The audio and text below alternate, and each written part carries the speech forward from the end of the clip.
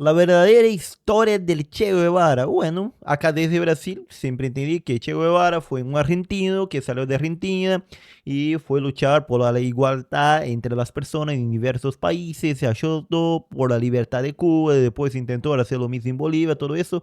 Pero cuando viví en Argentina, más en la ciudad en que él nació, en Rosario, había gente que no estaba de acuerdo con eso, pero la mayoría de los argentinos que conocí me gustaba bastante la idea de Che Guevara. Bueno, acá dice que hay una verdadera historia de Che Guevara. Voy a ver para intentar entender un poco más sobre eso. Vamos a ver juntos. Otro tema que yo creo que tú conoces bastante bien, la figura del Che Guevara. ¿Por qué Sí, crees que tiene tan buena prensa? porque es un icono. Porque hay dos Che Guevaras. Tú tienes el Che Es un ícono. Guevara de las camisetas y Ernesto Guevara de la Serna. Eso es. Son dos Bueno, tiene dos Che Guevara, uno de las camisetas, el ícono y otro que fue el que luchó realmente. Bueno, personajes distintos. Sobre Ernesto Guevara de la Serna, sobre el Che Guevara. Che Guevara es la imagen de Corda, ¿vale? La de las camisetas, la de las banderas. Eso es un icono construido, un personaje fabricado, que nunca tuvo una existencia real. Está inspirado en un ser humano llamado Ernesto Guevara de la Serna, que vivió entre los años 20 y los años 60. Ya. Al que yo le hice una biografía hace ya 20 años. Y sobre esa figura se construye un mito. Y ese mito es el que conoce la gente. El mito del Che Guevara, que es el revolucionario heroico, el guerrillero heroico que le llamaban en Cuba, un tipo sin máculas, sin defectos. bueno, todos tienen defectos, pero bueno, como ícono, sí, puede ser que saque un poco de los defectos que tiene Que no hizo nada malo, o que tenía. que además era guapete, un argentino guapo.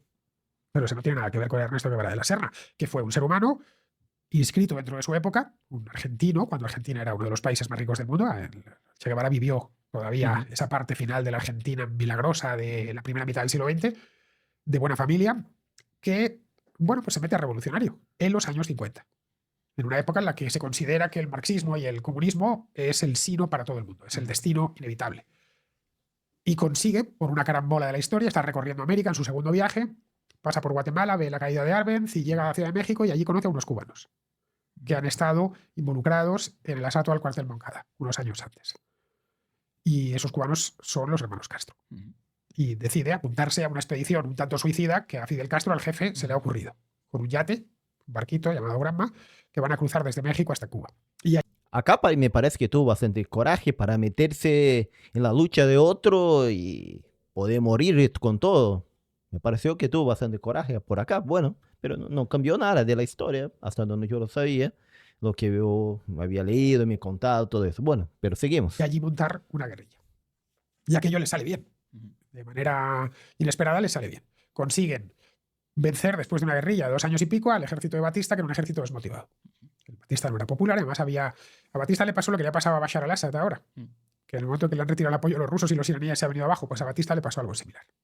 Sabéis que a veces los dictadores no deben su dictadura a sí mismos, sino a que hay un agente externo que les está apoyando. Algo similar le sucedió a Trujillo en la República Dominicana, pues un año más tarde, 2 años más tarde, en el año 61, cuando le asesinan un grupo de dominicanos opositores armado por la CIA. El Trujillo, que había sido uno de los hombres de la CIA en el Caribe, pues deja de serlo. Pues algo parecido pasó con Batista. Y allí constituyen un gobierno revolucionario.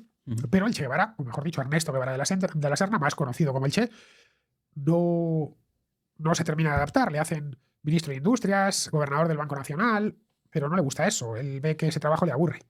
No, bueno, hacer parte del gobierno parece que no siguió bien para él, no resultó bien, ¿no? Pero hasta acá no cambió. ¿Qué sería parte de esta verdadera historia? Él se considera un hombre de acción, tanto y constante, y se va primero al Congo a combatir a una guerrilla allí, vuelve desesperado, pasa un tiempo en Checoslovaquia, vuelve a Cuba y de ahí se va a Bolivia, que es donde pues se acaba su aventura personal y vital, todo. Ese es Ernesto Guevara de la Serna. Bueno, un hombre de su época, muy interesante como figura histórica, y luego está el Che Guevara. Eso ya es otra cosa distinta. Eso es un mito construido a partir del año 68 con una foto que había hecho un fotógrafo cubano llamado Alberto Corda unos años antes, en el año 1960, que se le ve, bueno, pues con ese chubasquero que lleva, porque estaba lloviendo ese día en La Habana, la boina ladeada, y bueno, pues un hombre de 30 años, ¿no? En la flor de la edad. Y además argentino, guapete, bien parecido, con esa mirada tan intensa. Acá está la creación del mito, sería eso. Que no se ha quedado mirando la foto de Corda, mirándola y estudiándola y lo bien compuesta que está. El gesto es una foto robada, es decir, él estaba en una tribuna y le hizo la foto Corda y la tenía en su estudio y apareció Feltrinelli en el 68, llevaba ya un año, el Che Guevara llevaba un año muerto, la vio y le dijo, ¿qué te parece esta? Se la llevó y hizo pósters. Joder. Hizo pósters en el 68 en Italia para aquellas manifestaciones que hubo Es decir, que el Che Guevara no llegó nunca a ver esa foto, en una palabra, en vida. ¿Tú qué crees que pensaría si se ha convertido prácticamente? Yo Bueno, creo que. seguramente le molestaría porque él era un comunista convencido. Él realmente se lo creía. Y además era, ya te digo, un hombre de acción, no tenía ese elemento burocrático de No. otros comunistas. Y él hubiera pensado, pero bueno, que soy, mi icono es pues Me tan han famoso como la capitalizado. Coca-Cola. Sí, sí. Es decir, ¿cuánto dinero ha ganado los empresarios conmigo haciendo camisetas? Y que ganan bastante plata, gana, porque realmente en todo lado hay símbolos de ese ícono que fue creado de Che Guevara. Pero bueno, y la historia verdadera de él, hasta ahora nada. Vasos, gomas de borrar, lapiceros, de todo, neones con mi imagen. Porque ya sabes que es omnipresente esa imagen. ¿Qué significa? Pues como todos estos iconos, significan lo que uno quiera que signifique. No, yo creo que es la libertad. Ernesto Guevara de la Serna nunca creyó en la libertad. Era comunista en sentido estricto. La libertad no le interesaba. Estaba obsesionado con la igualdad y además la igualdad a la fuerza. Como eran los comunistas del inicio del siglo XX. Es decir, la libertad la suya. Ya. Bueno, para mí es la libertad, para mí es la independencia, para mí es el valor, el coraje. Cada uno al icono le das el significado que quieras. Se asesinan, cosa distinta. Eso es un mito Salió construido a partir de del año allá donde 68 estaba. con una foto. Acá. Ahora están mitificando a Milei. Tiene una estaba habilidad. acá. Y es el valor, el coraje. Cada uno al icono le das el significado que quieras. Aquí estaba. Eso es el Che Guevara, pues vamos ya para 60 años, va a hacer ahora, el año 2027, 60 años de su muerte. Bueno, Bastante. ya no hay más importancia. Nuestro mundo está lleno de iconos y de mitos. Bueno, ahora también tenemos a Chávez hace muy poco, ¿verdad? Sí, lo único que los argentinos tienen una facilidad tremenda para crear mitos. Es un país muy mitómano. Ahí tenemos el caso de Maradona, Sí. tenemos el caso de Evita Perón, ahora están mitificando a Milei. Tiene una habilidad pasmosa. A mí me tienen los argentinos, ya sabes, es un mundo. Bueno, pero al final no explicó la verdadera historia. Creo que hay un otro video que encontré por acá que hablaba un poco más. Creo que, mira, de dos argentinos. De eso acá el video. El otro fue, él habla de Che Guevara en la ONU, pero después vemos eso. Bueno, seguimos acá. Vamos a volver entonces se desplazan de México hacia Cuba en el Granma y allí se produce ya un primer combate que básicamente bajan a la mayor parte de los guerrilleros que estaban allí, o sea, mueren casi todos, ¿no? Y bueno, según la historia oficial mueren 70, de los 82 quedan 12. Aquí Que además, 12. claro, y Fidel, o sea, mueren 69. Entonces, los guerrilleros se pierden en el fragor del combate, se pierden. Sí. Mi madre siempre parece que me tiene que llamar en el lugar más inoportuno. Bueno, Mira. siempre. Entonces, se pierden y luego se reencuentran y entran y arrancan de cero. Y bueno, empiezan a reclutar campesinos, se contactan con los guerrilleros o los antibatistianos que operaban en la ciudad.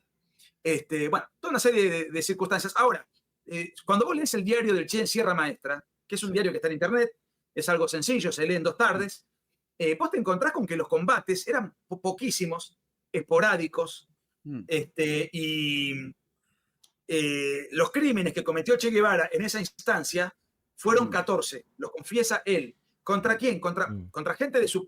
Él era... Bueno, acá parece que empieza diciendo la verdadera historia de Che Guevara, o sea, otra historia que no es la común que enseñar todo eso, pero mira, está diciendo que cometió 14 crímenes en la Sierra Maestra mientras estaba luchando por allá. Fidel Castro lo nombra comandante, es decir, había 5 o 6 comandancias, una la manejaba él, otra Raúl, otra creo que era Camilo Cienfuegos, la otra era Uber Matos, y bueno. Y el Che Guevara, por indisciplina o cuestiones de desobediencia, él los ataba en un poste y los fusilaba. Él confiesa todo y lo explica en lenguaje técnico, o sea, le pegué un tiro, la bala penetró en tal lugar, perforó tal tejido, perforó tal hueso. Claro, era médico, conocía el cuerpo humano. Entonces lo detalla con esa frialdad. Y luego había inconductas de sus subordinados que no meritaban la pena de muerte. Entonces, ¿qué pena le ponemos? Una intermedia. Y él inaugura el simulacro. O sea, lo vendaban, hacían el simulacro y disparaban al cielo. El tipo se creía que iba a morir. Entonces era una especie de tortura psicológica. Sí, claro. Y él dice, esto es gente que no merece una pena tan grave, pero merece un escarmiento. Entonces él inaugura esa práctica, la simulación del fusilamiento. ¿Acá se producen los primeros asesinatos del Che o antes del desembarco en Cuba él ya había matado gente? No. Solamente en una sola biografía, la de Pierre Calfon, un francés, aclaro que son biografías tremendamente largas y todas a favor. En una sola ocasión yo rescaté un escrito del Che donde él dice que tuvo en un combate la sensación de haber matado a una persona. Estamos hablando de un combate que sería lo único viril del caso, porque todo lo demás fueron fusilamientos, siempre. O sea, él solamente en combate habría matado a una persona, el resto fueron fusilamientos. Siempre, siempre. Nunca ¿Cuánto- hubo otra. Sí ¿Cuántos entendí acá, fusilamientos? sí entendí acá, están diciendo que Che no mató gente del combate, pero ¿cómo? Ni una guerra, con bala para todo lado. ¿Qué cosa? Raro, raro. Hay registrados donde el Che Yo Guevara tengo- haya sido el que disparó? Yo tengo registrados 216. O sea, 14 en Sierra Maestra. 216 fusilamientos, de eso, obvio, extra combate, pero me pareció raro ese del combate, que no mató gente. Después hay un episodio muy particular en un poblado cercano a más cerca ya cuando la guerrilla iba avanzando, porque después reclutaron, pero no eran más que 300, algunos hablan de 500. Los soldados de Batista eran Me están llamando nuevamente. 50.000. Era imposible, o sea, ahí hubo una decisión política de parte de Estados Unidos, se le exigió a Batista que se vaya, Estados Unidos simpatizaba con los guerrilleros, no creían que eran comunistas y Fidel Castro repite muchas veces, queremos que Batista se vaya para institucionalizar el país y llamar a elecciones, cosa que nunca ocurrió. Hay un libro que se llama El Cuarto Piso, en donde, ¿qué era el cuarto piso? El cuarto piso de... ¿El Consejo de Relaciones Exteriores no es? No, me sale la CIA, pero no es la CIA, sí, de la CIA. Creo que porque hay dos policías, una interior y otra que hace inteligencia exterior. Sí, entonces es la CIA. La CIA. En el cuarto piso funcionaba el Departamento para América Latina. Entonces, la tesis del libro es que es impensable que la inteligencia norteamericana no supiese que había un trasfondo comunista detrás de esto. Y de hecho, hay declaración, hubo un debate en el Senado famoso, transcrito en ese libro, es algo abierto a especulación. ¿Y cuál es el número más abultado que se ha arrojado sobre la cantidad de guerrilleros que conformaban el movimiento de Fidel Castro en la mejor época? O sea, ¿cuánto habría tenido, según la fuente más exagerada, como máximo? 500. ¿Cuánto? 500. 500 contra 50.000. Sí, no hay ninguna manera. No, y aparte eran escaramuzas esporádicas. O sea, lo que hubo fue directamente un apoyo de Estados Unidos a la guerrilla. Pero qué tremenda victoria, porque 500 en contra de todo un ejército mismo. Si lograron el apoyo, si la propaganda fue grande, lograron el objetivo que era sacar el dictador allá, el Batista, ¿no? Un apoyo internacional a la guerrilla y un ultimátum que se le dio a Batista. Y Batista, de hecho, fíjate vos la fecha. Bueno, ¿y hasta cuándo me puedo quedar? Bueno, el 1 de enero usted tiene que dejar el poder. Sí, año nuevo. ¿Cuándo es la revolución? El 1 de enero. O sea, sí. Ahora, ¿cuántas bajas se le puede haber producido al ejército de Batista de 50.000 efectivos? ¿Cuántas bajas pueden haber sido? ¿Cientos? Nada, no, ínfimos, eran escaramuzas menores. Mira, el único episodio importante fue el siguiente. En Santa Clara, que hoy mencioné, se produce una suerte de combate decisivo, que no fue un combate. Habían arreglado pactar para ya ir traspasando el mando. Las fuerzas, entonces, iban en un tren blindado, las milicias de Fulgencio Batista, y los guerrilleros descarrilan el tren y mueren 300 soldados de Batista, pero en un acto de traición, porque los soldados de Batista ni siquiera iban preparados para el combate, iban para firmar un acuerdo. O sea, no hubo la menor voluntad, no. Ahora, ¿qué ocurre? El Che Guevara escribió un librito que nos han hecho leer en CHDS, yo lo leí ahí, que se llama Guerra de Guerrillas. Sí. Ese librito luego fue usado por todas las guerrillas del continente. La tesis de Guevara, ¿cuál era? Y volvemos al principio de la conversación, que si vos tenés la voluntad ideológica, estás convencido, persuadido, tenés una entrega, entonces esa voluntad es el alimento que te va a compensar la simetría de fuerzas y vas a lograr hacer la revolución. Porque creían que, claro, los soldados no tienen ninguna, son meros mercenarios que les toca estar ahí. En parte la vivencia de Guevara fue esa. De hecho, cuando Batista hace su golpe de Estado, Batista era sargento.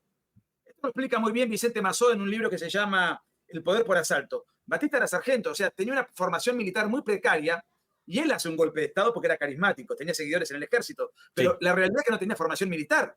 Entonces, un sargento comandando a generales. Claro. Él diseñando. Y además, bueno, sus torpezas, su descrédito. Acá parece más interesante de como otra historia del Che Guevara y todo eso de la revolución. Me parece más interesante. Me gustó acá. Señor Agustín Laje y Nicolás Márquez, creo que son dos argentinos. Sí, todo Estados Unidos directamente le da el ultimátum. Entonces, llega el momento de la revolución, hacen ese ingreso triunfal en La Habana. Entiendo que el Che Guevara no estuvo entre quienes entraron, si mal no recuerdo era Raúl, Fidel, Fidel, Camilo Cienfuegos y Uber Matos, ¿no? Y creo que los que no entraron fueron Raúl y el Che. Sí, yo tengo una especulación de por qué Porque esto eran fue los más así. comunistas. Se sabía que Raúl y el Che eran comunistas. Uber Matos era un docente de escuela, y Camilo Cienfuegos era un campesino. Entonces Che Guevara ya era comunista antes de empezar la revolución. ¿Qué cosa? No sabía eso. Con una formación muy rústica. Sí. Ninguno era comunista. Entonces, Fidel Castro quería todo el tiempo ocultar el comunismo. Entonces ingresa en un jeep famoso con una multitud que lo saludaba, porque había una realidad. Si ellos hubiesen, cuando dicen, por ejemplo, ellos lucharon contra el imperialismo, si ellos hubiesen dicho que eran comunistas, el pueblo nunca los hubiese apoyado, porque el Partido Comunista existía, se presentaba a elecciones y nunca colocó un diputado. El pueblo cubano no era comunista, no fue una revolución comunista. Es decir, fue una... Pero eso del imperialismo, hay un video de Che hablando sobre eso. Vamos a ver acá, mira lo que dice. Si toda Latinoamérica fuera liberada de la dominación imperialista, el imperialismo mismo se vería en muy serios problemas. La base de sustentación del imperialismo. Acá como imperialismo a Estados Unidos, que ahora vuelve con todo, con la edad de oro, nueva edad de oro, con Trump, todo eso. Que es la dominación de los países latinoamericanos a través del intercambio desigual, el intercambio de productos manufacturados por materias primas, la toma de todos los factores decisivos en cada gobierno a través de las oligarquías vendidas al imperialismo. Si todo eso cambiara, el imperialismo habría perdido su fuerza. Me parece que esa definición de Che Guevara sigue valiendo, sigue pudiendo ser usada actualmente, porque bueno, la injerencia externa es muy grande en Latinoamérica. Seguimos mirando, siguiendo. ¿Dónde está acá? Acá. No, no es ese, es ese. Revolución que se fue traicionada por los revolucionarios que prometieron otra cosa. Por eso contaron con el apoyo popular. Lo que pasa es que y de hecho, cuando toman el poder, Fidel Castro nombra un presidente paródico, creo que era Dórticos de apellido, no me acuerdo el nombre de pila, pero el que mandaba era Fidel Castro. Pero o primero fue otro que se renunció al poco tiempo, después vino Dórtico. Bueno, no importa esos detalles. Como pasa hoy en día, donde, bueno, tiene Miguel Díaz-Canel como presidente, pero Raúl Castro me parece que sigue teniendo todo el poder por allá. Pero a lo que voy es... Osvaldo Dórticos. Osvaldo Dórticos, claro. Empiezan a repartirse el poder. Entonces, por ejemplo, a Uber Matos lo nombran gobernador de la provincia del Camagüey. Como Uber Matos empieza a ver que Fidel Castro empieza a tomar un rumbo hacia el marxismo, Uber Matos le decide presentarle la renuncia a Fidel Castro. Entonces Fidel Castro manda a Camilo Cienfuegos a detener a Uber Matos. Entonces, Camilo Cienfuegos viaja al Camagüey, le explica la situación, conflictuado y contrariado Uber Matos, porque Camilo Cienfuegos tenía precio y tampoco era comunista. Entonces lo llama a Fidel Castro y le dice, mirá, yo no encuentro motivos para detenerlo, él simplemente quiere renunciar. No está de acuerdo conclusión, Uber Matos es condenado a 20 años de cárcel, es decir, a más de 20 años. Padeció 20 años de cárcel. Lo que pasa es que intervino hasta el Papa y por cuestiones humanitarias lo sacaron y creo que después se fue a vivir al Panamá, si mal no recuerdo, y después terminó en Miami. ¿Vos lo conociste? Yo lo conocí, exactamente. A mí me dio un premio, de hecho, Uber Matos, en el 2011. Sí, ya voy a ver si puedo mostrar alguna foto que nos sacamos con él en pantalla. Él fue uno de los 5 comandantes de la revolución. Para el público, la revolución tuvo 5 comandantes. El Che Guevara, Fidel Castro, Raúl Castro, Camilo Cienfuegos y Uber Matos. Camilo Cienfuegos le tiran el avión, o sea, muere, y Uber Matos va preso durante 20 años, después se exilia en Miami.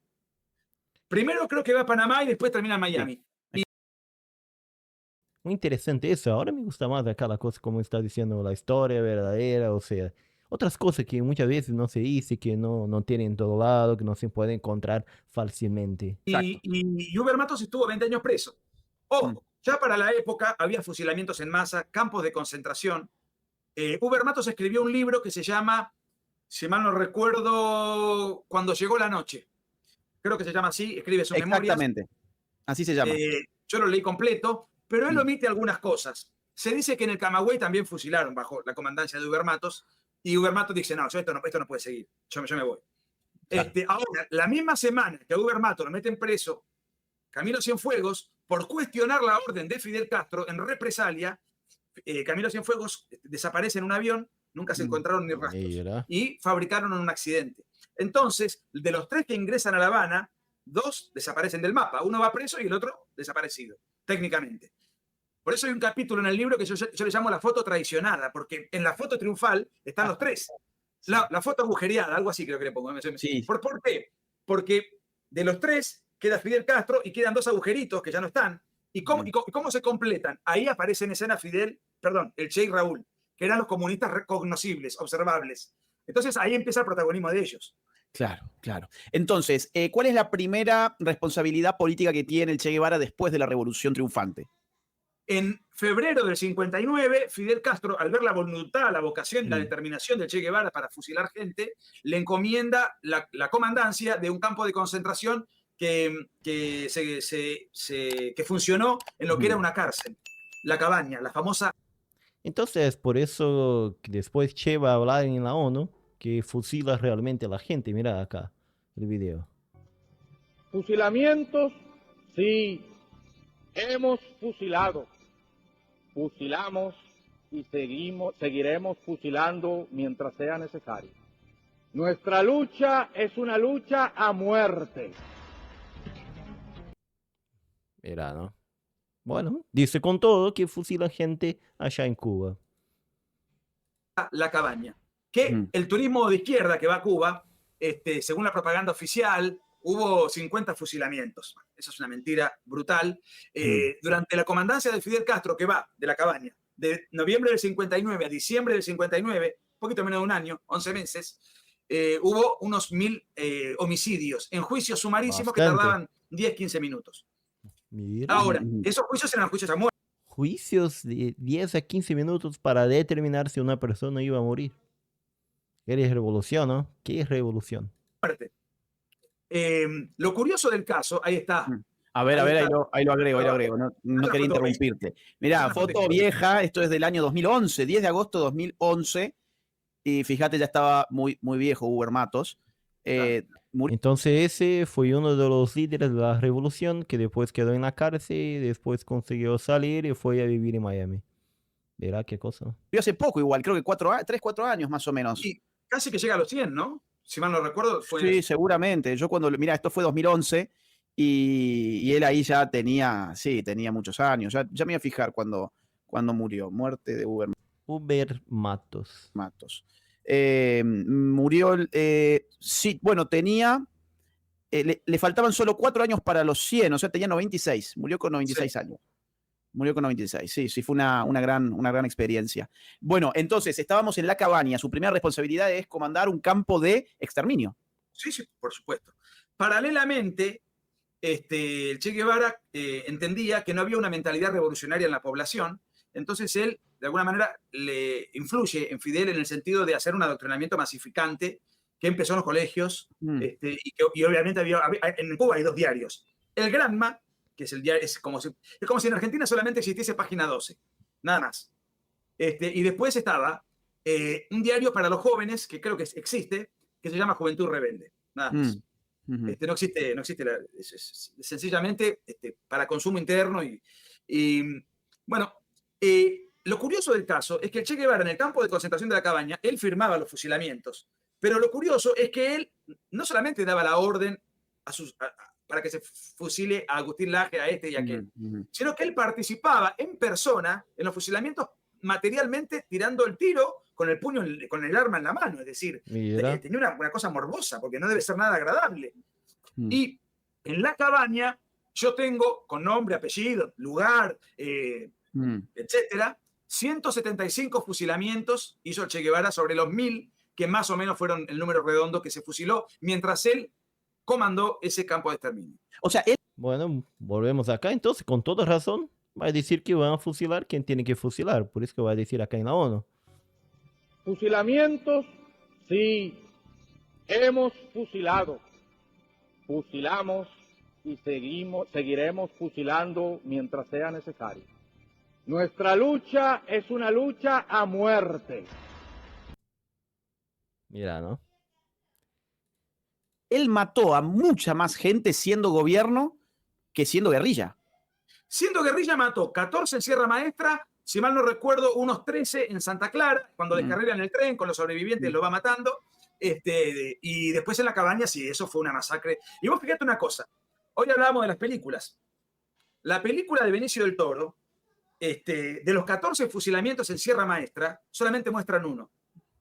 Ese uno es el de un guerrillero acusado de haber cometido una violación. Es decir, un hecho repugnante como lo es una violación, aunque no había garantías jurídicas ni nada, pero se le acusaba de eso, bueno, él le pega el tiro.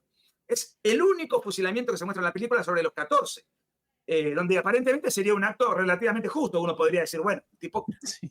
O sea, solo seleccionaron eso para que el público no vaya a figurarse negativamente al Che Guevara. Seleccionaron, dijeron, bueno, tampoco podemos omitir que el Che Guevara mató a gente, pero vamos a buscar el único caso donde incluso un fusilamiento de un violador puede caer simpático. Exactamente, porque no meter ninguno. Ahora, ¿en qué está basado? Qué interesante. Ahora sí, está me gustando acá. Parece una otra historia del Che, que no la había escuchado. Pero qué bueno, qué interesante conocer otras cosas que la gente no dice y no queda nomás como el mito, no, como el mito o el icono de todo eso. Muy bien, muy bien. Acá en Brasil no se habla mucho del Che, a no ser las graduaciones de humanas, todo eso, de humanidades. Pero fuera de eso, no se habla mucho. La película? Cuando vos A pesar que hubo un gobierno en Brasil de derecha, Jânio Quadros, que dio una medalla y todo al Che. Mira. ves la película, dice, la película está basada en el libro de John Lee Anderson, un californiano de izquierda que estuvo haciendo el libro sobre el Che Guevara 5 años viviendo en Cuba. Yo estuve 5 días y me metieron preso al 5.º día. Tuve una semana. O sea, tuvo 5 años, o sea, fue claramente un instrumento de propaganda norteamericano del comunismo internacional. Está basada en ese libro, que es un libraco, otro libro que hay que comérselo, pero bueno, es mi trabajo. ¿Viste que acá en Argentina y en otros países, Chile, Colombia, Perú, les gusta hablar de terrorismo de Estado para caracterizar a un Estado manejado por Fuerzas Armadas que combaten a organizaciones terroristas o guerrilleras?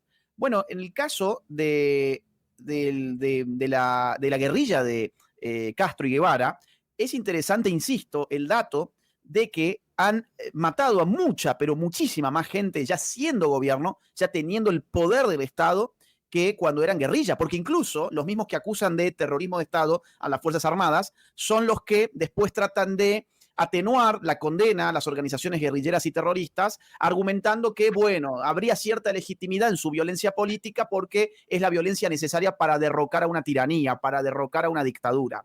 Ahora, suponiendo incluso que lo de Batista haya sido una dictadura o una tiranía, llama la atención que el 99% de los crímenes, de los asesinatos, vinieron después del triunfo de la revolución y no antes. Por supuesto. Y además, son famosos los encarcelamientos en Cuba de 30 a 40 años. Entonces no hay manifestaciones porque por cualquier episodio menor. De hecho, en el Código Penal cubano, no sé ahora, pero hasta hace poco. Vamos a poner más adelante acá, quiero ver eso que van a hablar de la ruptura definitiva con Fidel Castro, creo que del Che. Vamos a ver. Y expone. Va todo con los de guerrilleros, ¿viste? Ahí, Naciones Unidas, bueno, con todo el disfraz, porque aquí va a combatir. Y hay una frase muy famosa, 11 de diciembre del 64, que está en internet, donde él dice técnicamente, explícitamente, dice, fusilamientos, sí. Hemos fusilado, estamos fusilando, seguiremos fusilando. Creo que esa es la frase acá. Que, mira, yo la pongo siempre porque no lo puedo creer que dijo eso en la ONU, pero bueno. Fusilamientos, sí, hemos fusilado, fusilamos y seguiremos fusilando mientras sea necesario.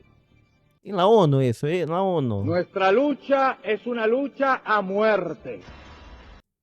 Qué cosa, ¿no? Bueno, tenía mucho apoyo para poder llegar a la ONU y decir así, bueno. Cuando él regresa a Cuba, Fidel Castro lo quería matar. Esa fue la ruptura definitiva. Porque, por eso te decía que si no... Ahí si no está, le mirá, puedo- ahí fue. 11 de diciembre del 64. Ahí fue.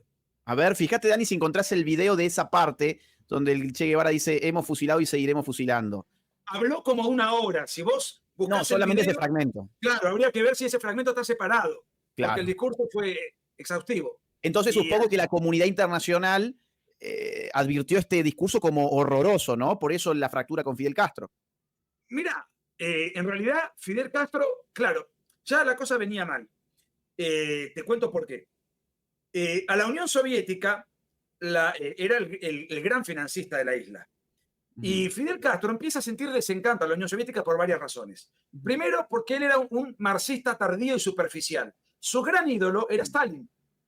De hecho, la primera vez que conoce a la Unión Soviética, él quiere llevarle una ofrenda floral a la tumba de Stalin y la propia diplomacia le dijo, gobernaba Nikita Khrushchev en ese momento, lo disuadieron y le dijeron, estamos en otra etapa, el stalinismo fue siniestro, tenemos que... Ah, Carlos.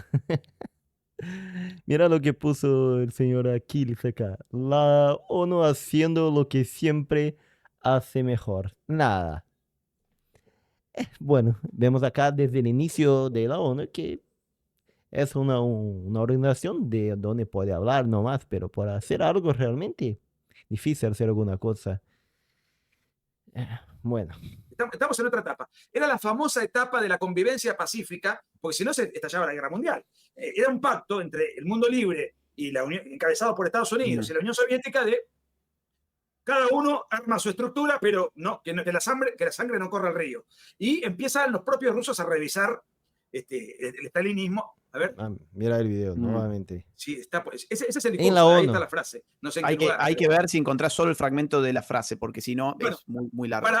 Para ser justo, creo que fue en la película 2 de Benicio del Toro, eso está actuado y explicitado, ese momento. Ajá, Muy ajá. bien logrado, muy bien ambientado, igual que en el video. Wow. Hay que ser justo, o sea, que hasta que hoy la película, que son malas las dos, pero eso está. Entonces, Fidel Castro, Che Guevara advierte que Cuba era que la Unión Soviética no era lo que él creía, era una burocracia interminable, la coexistencia pacífica no le gustaba. Entonces él empieza a sentirse de alguna manera cercano a Mao Zedong, que era un guerrillero campesino, o sea, era lo que a él, digamos, lo motivaba, el promover la revolución campesina en todos lados. De hecho, él acuñó la famosa frase, hay que hacer de la cordillera de los Andes una gigantesca sierra maestra. Hay que hacer, Mirá. otra frase, 2, 3, 100 Vietnam. ¿Y qué problema quería traer acá para Sudamérica, no? Me parece bastante duro eso. Mejor que no pasó nada, pero me parece que era un problema y tanto. Bueno, seguimos. Exacto. A ver, ahí creo que está. A ver, ponle play. Nosotros tenemos que decir aquí lo que es una verdad conocida y la hemos expresado siempre ante el mundo. Fusilamientos, sí, hemos fusilado, fusilamos y seguiremos fusilando mientras sea necesario. Nuestra lucha es una lucha a muerte. Nosotros sabemos cuál sería el resultado de una batalla perdida y también tienen que saber los gusanos cuál es el resultado de la batalla perdida hoy en Cuba. En Ahí esas está. condiciones, No quiero que cierres este Qué video. cosa, ¿no? Bueno, me pareció bien interesante el video que hicieron los amigos acá. Me gustó bastante. Y Agustín Laje y Nicolás Márquez.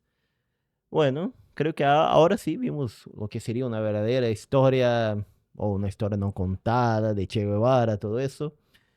Me gustó saber acá una otra versión. Bueno, que acá en Brasil no se habla mucho de esa otra versión, pero me parece interesante saber esas otras cosas.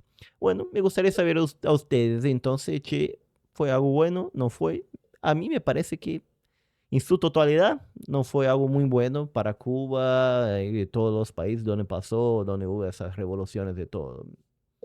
Pero hay gente que la defiende. Si la defiende, por qué, todo. Me gustaría ver su versión. Y si son en contra, también me gustaría ver.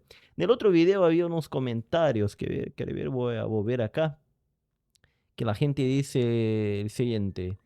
Soy cubano y conocí gente que trabajó con él, Che, y me contaron lo desagradable que era como persona, además de haber sido un asesino, confeso por sus propias palabras en la ONU. Bueno, bueno, acá dijo, bueno, lo mismo que tenía, al final no contó nada, por eso fue a buscar lo que dijo los otros. No dispare que yo valgo más que vivo, que muerto. Bueno, su frase final o lo que la gente dice que fue, ¿no?